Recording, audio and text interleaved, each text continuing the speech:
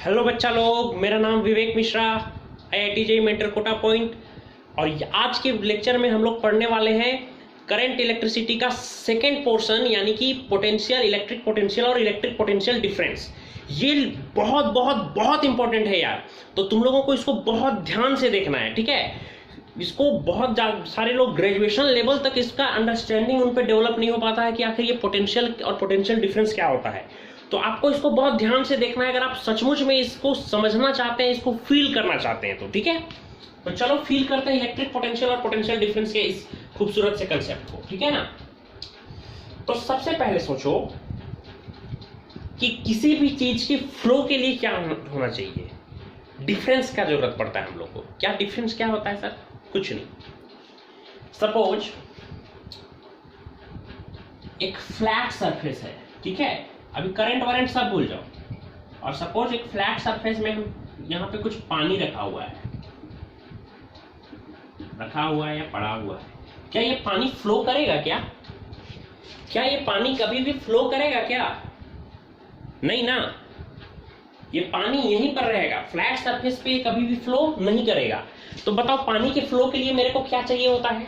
पानी के फ्लो के लिए मेरे को चाहिए होता है, पानी तो है, पर अब अगर यहाँ पे हम एक इस तरह का पॉइंट बना दे, स्लोप बना दे, जहां पे एक हाइयर एलिवेशन हो और एक लोअर एलिवेशन हो, तो आप पाएंगे कि पानी का फ्लो शुरू हो जाता है।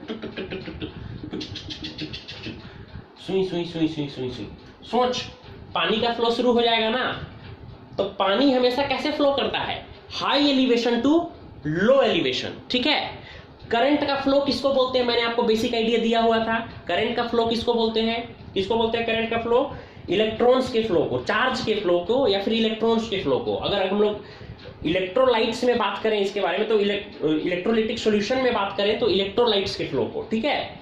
तो ये जो चार्ज जो फ्लो होता है, ये जो इलेक्ट्रॉन्स फ्लो होता है, एक बात बता, तेरा मेटालिक कंडक्टर जो होता है, तेरा जो मेटालिक कंडक्टर होता है, मान ले ये तेरा मेटालिक कंडक्टर है, इसमें तो फ्री इलेक्ट्रॉन्स होता ही है।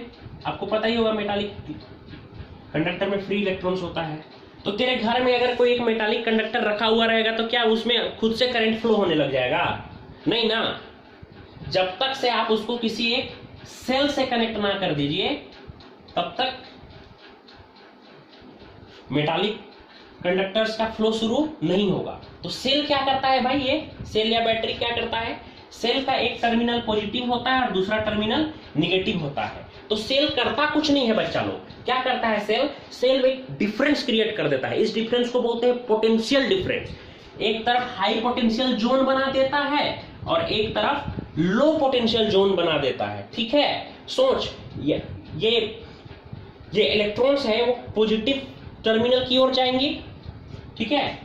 इलेक्ट्रॉन्स इस तरफ फ्लो करना शुरू कर देंगे, पर मेरी बातों को याद रखना। इलेक्ट्रॉन्स के फ्लो को मैंने आपको बताया था कि करंट का डायरेक्शन हमेशा किधर लेते हैं? इलेक्ट्रॉन्स के फ्लो के डायरेक्शन में, या इलेक्ट्रॉन्स के फ्लो के ऑपोजिट डायरेक्शन में। इलेक्ट्रॉन्स इधर फ्लो हो रही है, इलेक्ट्रॉन्स फ्लो होगी तो वाजिब सी बात है कि इधर पॉजिटिव पोर्शन छोड़ते हुए जाएगा। तो ऐसा हम लोग मानते हैं कि पॉजिटिव वाला जो पार्ट, पॉजिटिव वाला चार्ज जो है वो इधर फ्लो कर रहा है, पर वास्तविकता में इलेक्ट्रॉन्स फ्लो करते हैं, ठीक है। तो जिधर इलेक्ट्रॉन फ्लो करता है उसके ऑपोजिट डायरेक्शन को हम लोग क्या लेते हैं? करंट के फ्लो का डायरेक्शन लेते हैं। मैंने आपको पिछले लेक्चर में भी ये बात बताया था कि जिधर इलेक्ट्रॉन फ्लो करता है, निगेटिव चार्ज फ्लो करता है, उसके ऑपोजिट डायरेक्शन, मतलब हम बोलेंगे कि करंट किधर फ्लो कर रहा है। पहले बताओ, इलेक्ट्रॉन्स किधर फ्लो कर रहा है? निगेटिव से पॉजिटिव की तरफ, low potential to high potential. तो करंट किधर फ्लो करेगा?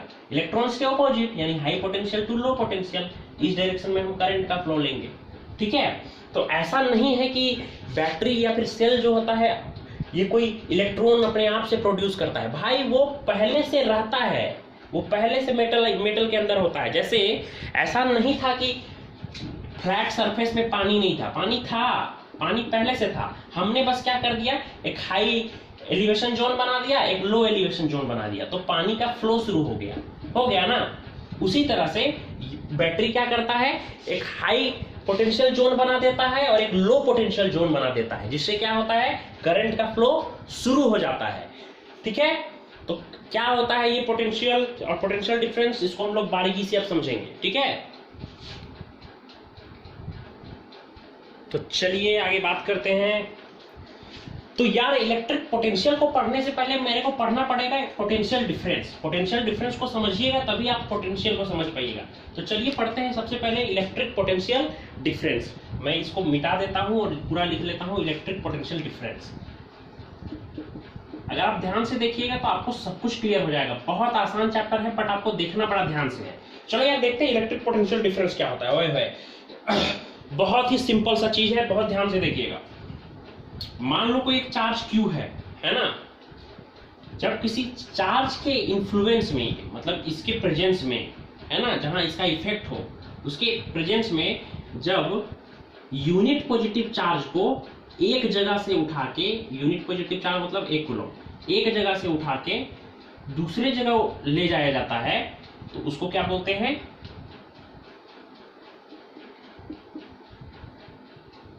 उसको ले जाने में जितना वर्क डन करना पड़ता है एक्चुअली, उसको बोलते हैं इलेक्ट्रिक पोटेंशियल डिफरेंस। फिर से मैं बोलूंगा, यूनिट पॉजिटिव चार्ज को किसी दूसरे चार्ज के इन्फ्लुएंस में एक पॉइंट से दूसरे पॉइंट तक ले जाने के लिए जितना वर्क डन करना पड़ता है उसे कहते हैं इलेक्ट्रिक पोटेंशियल डिफरेंस। ठीक है।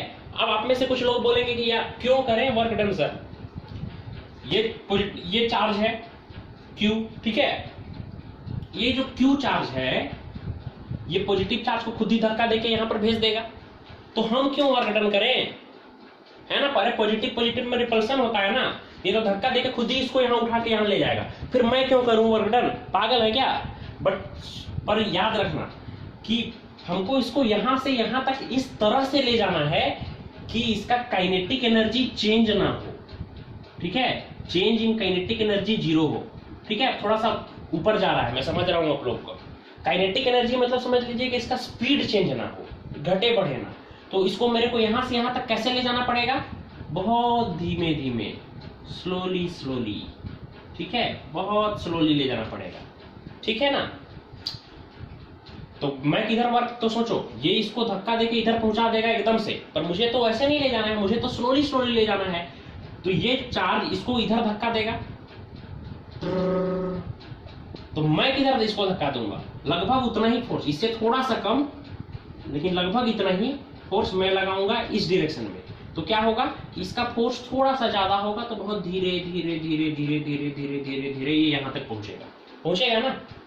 तो यही है इलेक्ट्रिक पोटेंशियल डिफरेंस कि यूनिट पॉजिटिव चार्ज को एक पॉइंट से दूसरे पॉइंट तक ले जाने में जो वर्क डन करना पड़ता है उसी को क्या बोलते हैं? Electric potential difference. लिखिए कि work done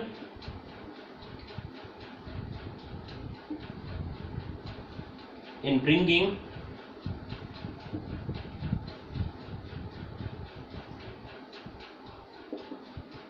unit positive charge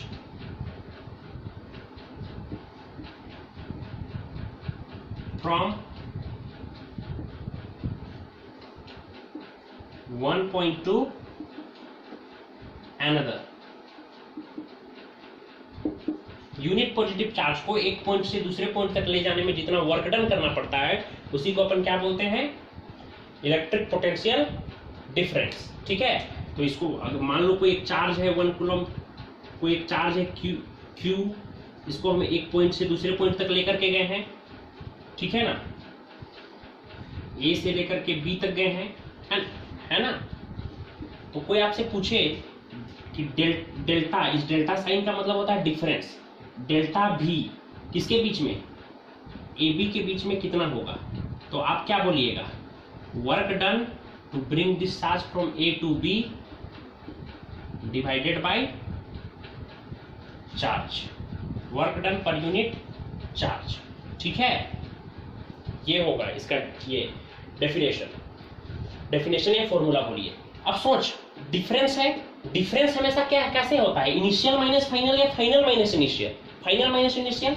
तो डेल्टा बी ए बी को हम लोग बोल सकते हैं कि potential of B minus potential of A, potential of final point minus potential of initial point. यही ना बोलेंगे? अरे भाई फाइनल माइनस इनिशियल होगा ना, सोचना, इज इक्वल टू क्या हो जाएगा? Work done from A to B divided bye Q. ध्यान से देखिएगा इसको, इस लाइन को बहुत ध्यान से देखिएगा। पोटेंशियल डिफरेंस हमेशा क्या होगा, फाइनल माइनस इनिशियल होगा। कभी हमेशा इनिशियल माइनस फाइनल नहीं होता है, कभी भी हमेशा होता है फाइनल माइनस इनिशियल। डिफरेंस कैसे निकालते हैं हम लोग किसी भी चीज का, अरे फाइनल वाला जो क्वांटिटी है वो निकाल लेंगे और इनिशियल वाला जो क्वांटिटी है वो निकाल लेंगे, तो डिफरेंस नहीं निकल जाएगा। तो अगर आपने आज 4 रोटी खाए मान लीजिए, ठीक है, और कल जाकर के आपने 10-10 ठूस लिया, है ना, तो बताओ आज आपने जितने रोटी खाए और कल आपने जितने रोटी खाए दोनों में कितने का डिफरेंस है। तो आप क्या करिएगा, आज कितने का है 10, कल कितने खाए थे 4, तो 6 रोटियों का डिफरेंस है, फाइनल माइनस इनिशियल, है ना। बस तुम लोग यही समझो, जल्दी से निकलो।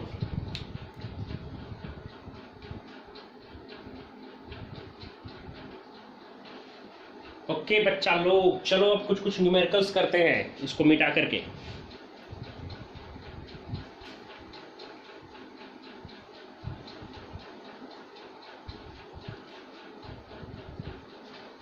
सपोज क्वेश्चन है कि 5 कूलम चार्ज को एक पॉइंट से दूसरे पॉइंट तक ले जाने में 20 जूल वर्क किया गया है, ठीक है। तो बताओ, सबसे पहला क्वेश्चन है कि बताओ पोटेंशियल डिफरेंस कितना होगा इन दोनों पॉइंट्स के बीच का, ए बी के बीच का, ठीक है।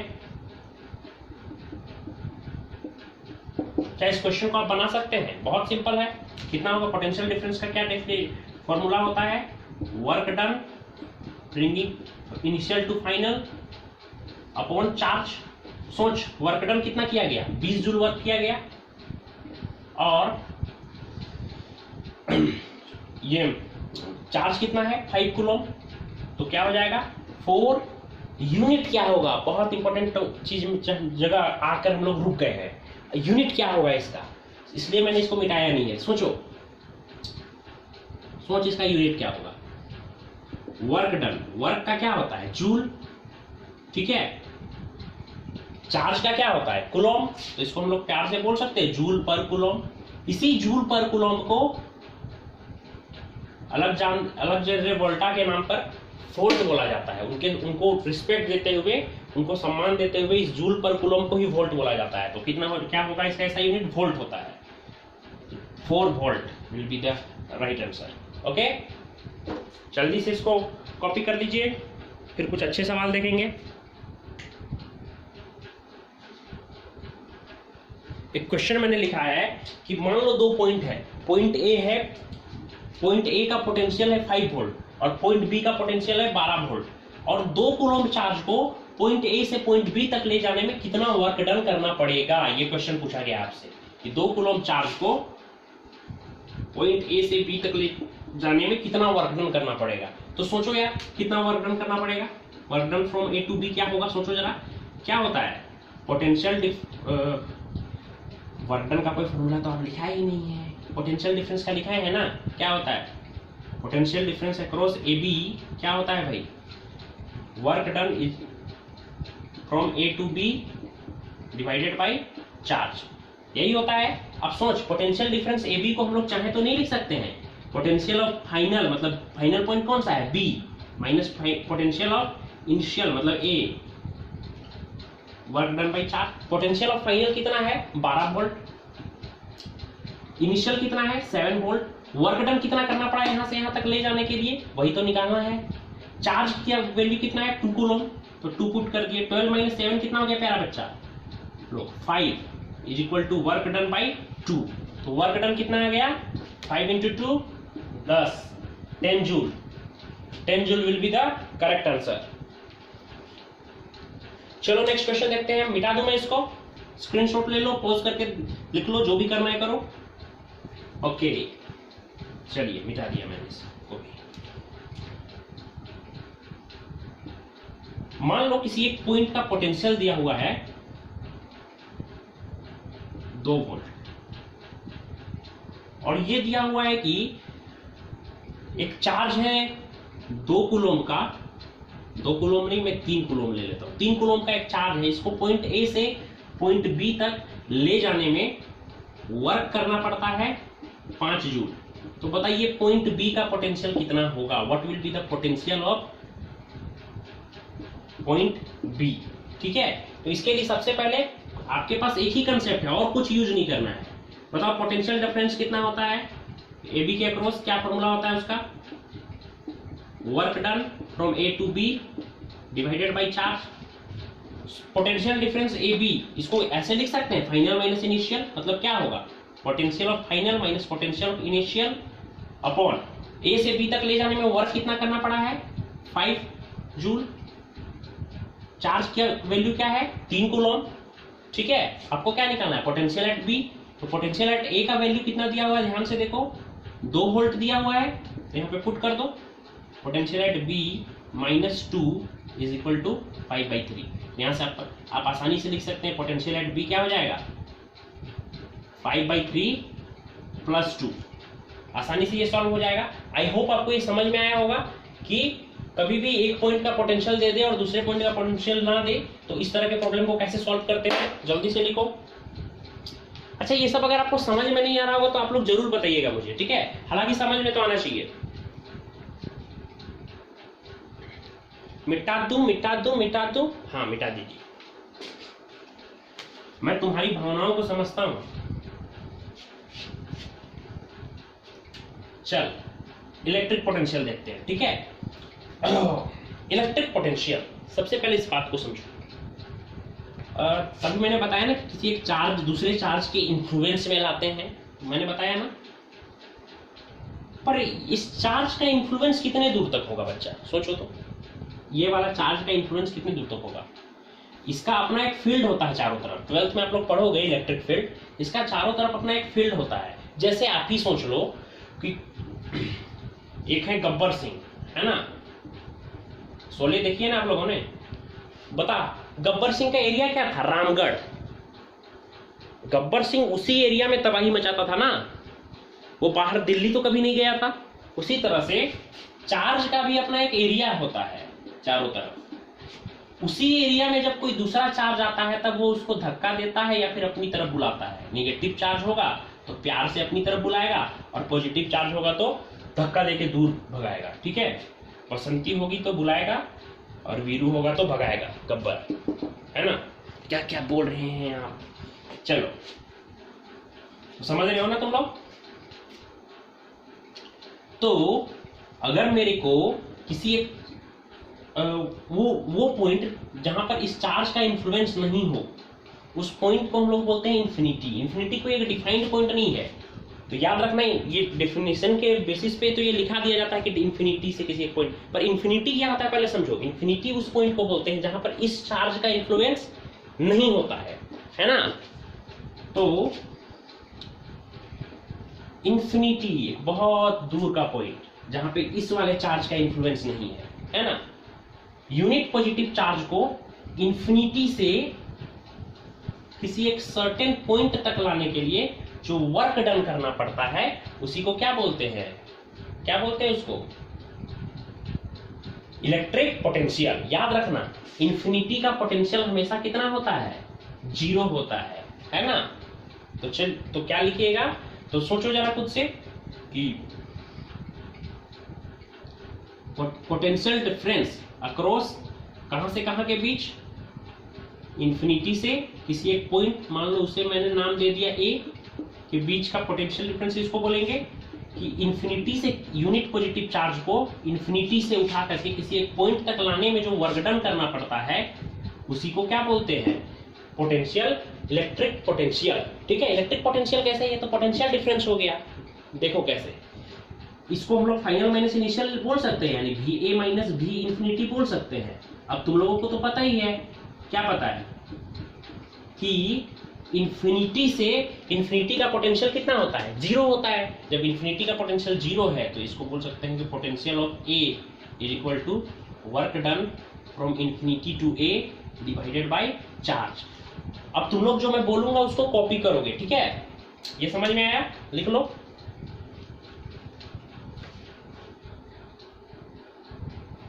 तो इसका डेफिनेशन लिख लो बच्चा लोग जल्दी से, कि work done in bringing a unit positive charge from infinity to a certain point, ठीक है।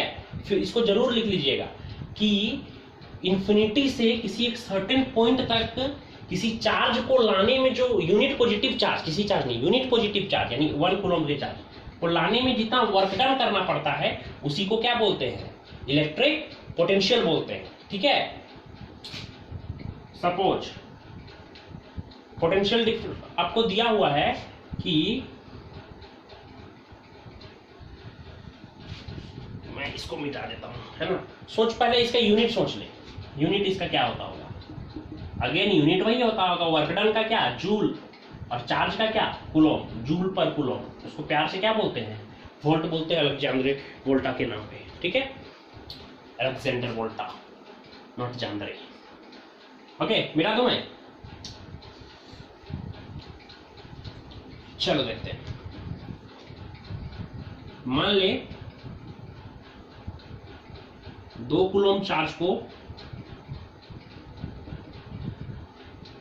इंफिनिटी से किसी एक सर्टेन पॉइंट तक लाने में 20 जूल वर्क करना पड़ता है, तो बताओ उस पॉइंट का पोटेंशियल कितना होगा, ठीक है।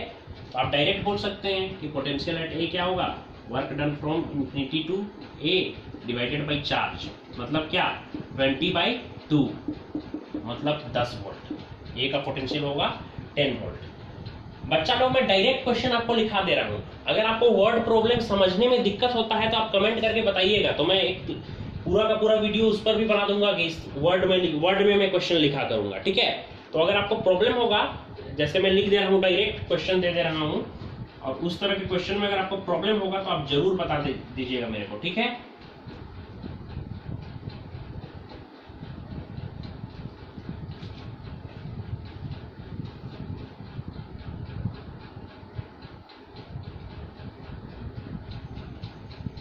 बच्चा लोग ये क्वेश्चन आपके लिए है, ठीक है, कि किसी एक पॉइंट का पोटेंशियल है 2 वोल्ट एक्स का, वाई का पोटेंशियल आपको नहीं पता है, -1 कूलम्ब चार्ज को x से y तक ले जाने में 15 जूल वर्क करना पड़ता है। आप बताइए पोटेंशियल ऑफ y क्या होगा, ठीक है। इस क्वेश्चन का आंसर आप कमेंट बॉक्स में लिखिए, और उसके बाद मिलते हैं हम लोग नेक्स्ट क्लास में। देखता हूं मैं कौन कौन इसको सबसे पहले बना के दिखा पाते हैं, ठीक है। All the very best.